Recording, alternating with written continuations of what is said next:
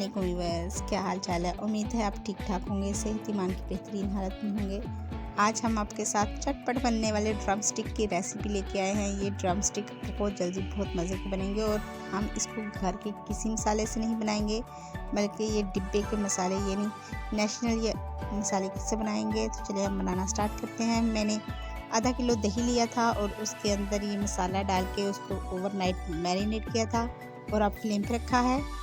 हमने इसको medium to low flame पे रखा था 10 मिनट के लिए। इसने पानी छोड़ दिया।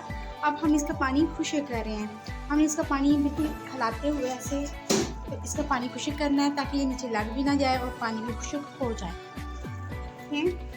इसमें से पानी बिल्कुल ख़त्म हो चुका है, तो इसको अब हम कोयले का दम लगाएंगे। ये देखिए, इसके अंदर हम कोयला रखेंगे और इसके ऊपर थोड़ा सा हम घी डाल देंगे।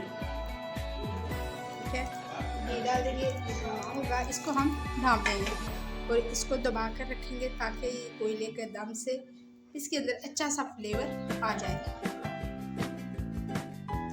ये देखिए, इसको कोयले का दम लग चुका है। अब हम इसको ढकते हैं। Wow, so yummy. ये देखिए, और इसको अब हम डिश आउट करते हैं। ये हमारे मज़ेदार से ड्रम स्टिक रेडी हो चुके हैं विदाउट ऑयल। आप इसे दही की चटनी के साथ खाएं, केचप के साथ खाएं, जिससे भी खाएंगे बहुत मज़ा आएगा।